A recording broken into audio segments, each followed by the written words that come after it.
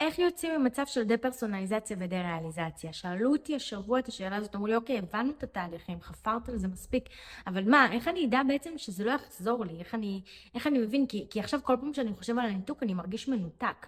אז איך אני יודע שזה באמת ייעלם? אני לא מצליח להבין את ההיגיון. אז בואו נעשה רגע שנייה איזשהו סדר, נסביר את ההיגיון באמת מה קורה מבחינה רגשית, למה זה ייעלם ולא יחזור יותר, ולמה כרגע כשאני חושב על זה, אז אני כן מרגיש את זה. אז בואו נעשה קודם כל פתיח קצר ונתחיל.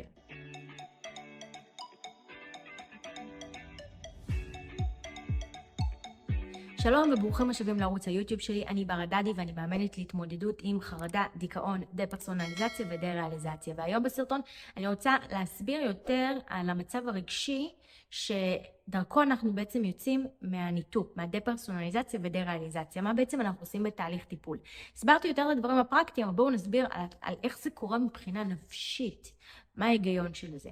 צריך להבין שדה-פרסונליזציה ודה-ריאליזציה מתחיל, וזה שאני כמובן מתכוונת אליו, ומי שמזדהה עם הסרטונים שלי יודע על מה אני מדברת, זה בעצם מתחיל מאיזושהי חוויה טראומטית, רגשית, שהרגשתי בפעם הראשונה מנותק, והרגשתי שאני מאבד שליטה, שמשהו לא טוב איתי, או שזה היה התקף חרדה, או שהייתי תחת השפעה של חומר כלשהו, והרגשתי שמשהו לא טוב איתי, הרגשתי שאני מאבד שליטה, הרגשתי שאני מאבד את זה, שאני חסר אונים, שאני לא יודע מה קורה ושאני משתגע, לא משנה מה, כל אחד באמת איכשהו מתאר את זה, אבל החוויה הראשונה היא בדרך כלל החוויה הטראומטית, מה שגורם לזה. אחר כך מה שנוצר זה הפחדים המשניים, נוצרים הרבה פחדים סביב זה, אני משתגע, אני אתקע ככה, אני ארגיש את זה שוב, מה קורה איתי, מה זה.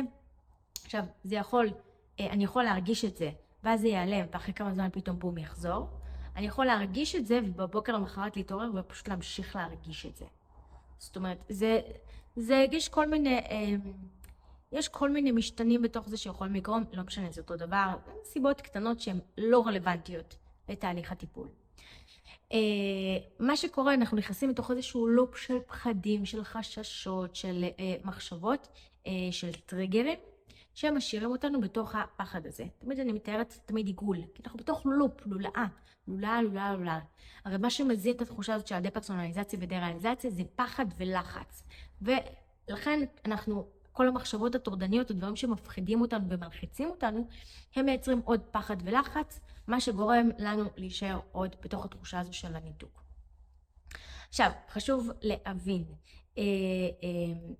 שאנחנו לא נצטרך עכשיו לנצח להימנע מפחד ולחץ. אני תמיד אומרת, אוקיי, בואו עכשיו נתחיל להימנע מפחד ולחץ. זאת אומרת, מה זה להימנע? אלא להפחית. לא להלחיץ את עצמנו, אלא יותר ליהנות, להיות בשמחה, בחיוביות, בכיף. ואז הפחד של האנשים שאומרים לי, מה עכשיו על הנצח?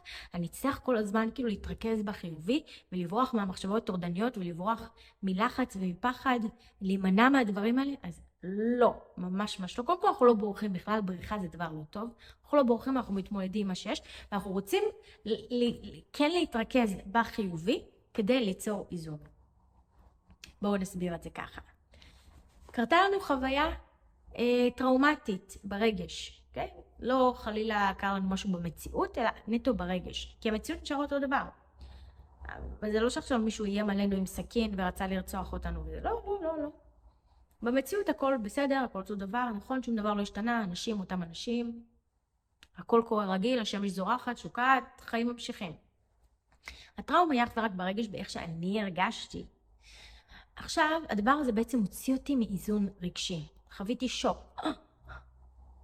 עכשיו אני צריכה חזרה להתאזן רגשית, אוקיי? אני צריכה עכשיו חזרה להתאזן רגשית, כי עכשיו אני ממש בלופ, לולאה של פחד, של לחץ, של דברים נוראים, של שליליות, נגיד ככה. אני בתוך הדבר הזה, אני לא יציבה. אני לא מאוזנת אפילו. מה שאנחנו צריכים ליצור זה איזון רגשי. זאת אומרת, אנחנו נהיה ככה, אנחנו הרבה פעמים נרגיש סטטי, או רגיל, או בסדר, ויהיה לנו מדי פעם כיף, ויהיה לנו מדי פעם, אולי, לא חייב, מדי פעם כיף זה יחסית מתקדם, אבל יכול להיות גם, אז אני מציינת, ומדי פעם יהיו לנו נפילות. פתאום תבוא איזושהי מחשבה, ואנחנו נרגיש נפילה. אז דמיינו, כאילו אתם עומדים ככה, אוקיי? וזה צריך להיות יציב, אוקיי? זה הרגש שלכם, הוא צריך להיות יציב.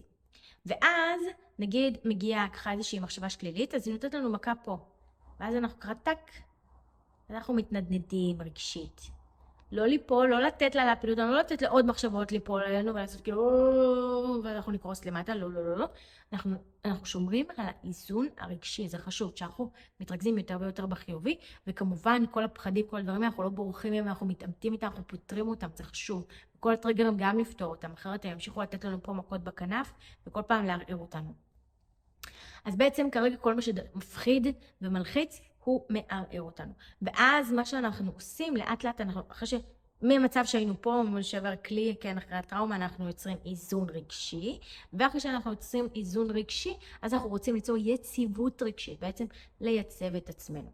שאז גם אני אקבלת פה מכה, אני לא עכשיו כאילו, מאבדת יציבות. יכול לקבלת מכה, אוקיי, אבל אני עדיין נשארת יציבה.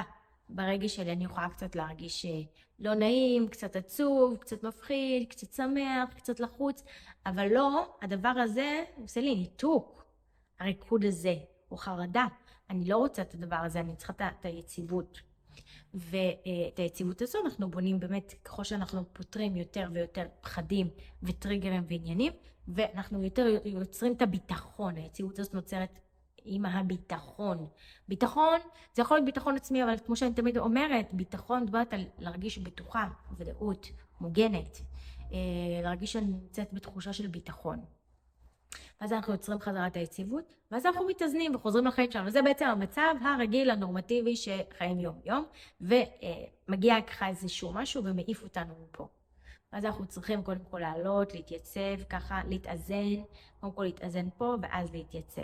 זה התהליך שאנחנו עושים, ואז אנחנו חוזרים לעצמנו, ואז אחר כך גם אני אחשוב על הניתוק, או גם אני אחשוב מחשבות מוזרות, או מחשבות מפחידות, או לא משנה מה. אני באופן אקטיבי אשאל את עצמי, האם אני מנותקת כזה, או יעשה איזושהי בדיקה, או יחשוב על אחת מהמחשבות המפחידות שהיו לי פעם, אני לא ארגיש כלום. למה? כי אני כבר יציבה. אז המחשבה גם היא תיתן לי כאילו מכה, אני לא אזוז. זה לא כמו במצב הזה.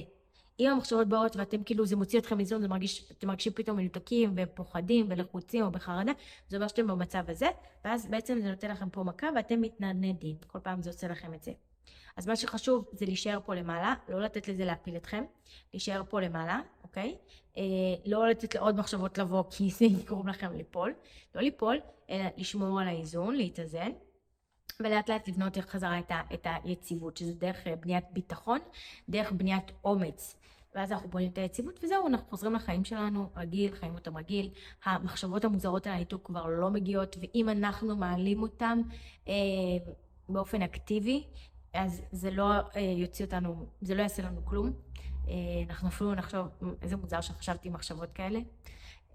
אבל אנחנו נוכל לחזור לחיים הרגילים שלנו, להרגיש רגיל, חיים נורמטיביים, לחזור להיות מי שאנחנו פשוט. בלי הדבר הזה, לא צריך ללמוד לחיות עם זה. זה לא הסיפור, זו טעות שאנשים, לא יודעת, שמעתי את זה כמה פעמים, כנראה שאנשים מצאו את זה איפשהו באינטרנט, אני לא יודעת מאיפה הדבר הזה, מאיפה השטות הזאת. לא צריך ללמוד לחיות עם זה, אני לא למדתי לחיות עם זה, אני לא חיה עם זה, זה לא חלק מהחיים שלי. עברתי את זה, זה היה ממש קשה, תאמרו לי, זה היה טראומטי, זה היה דבר אחד הקשים שעברתי בחיים שלי, והתאפסתי על עצמי, חזרתי, התאזנתי, טיפלתי בעצמי, עשיתי הרבה עבודה עצמית, הלכתי לטיפולים, ריפאתי את זה, וחזרתי לעצמי, לחיות את החיים שלי איך שאני רוצה, וגם אתם יכולים, כל בן אדם יכול.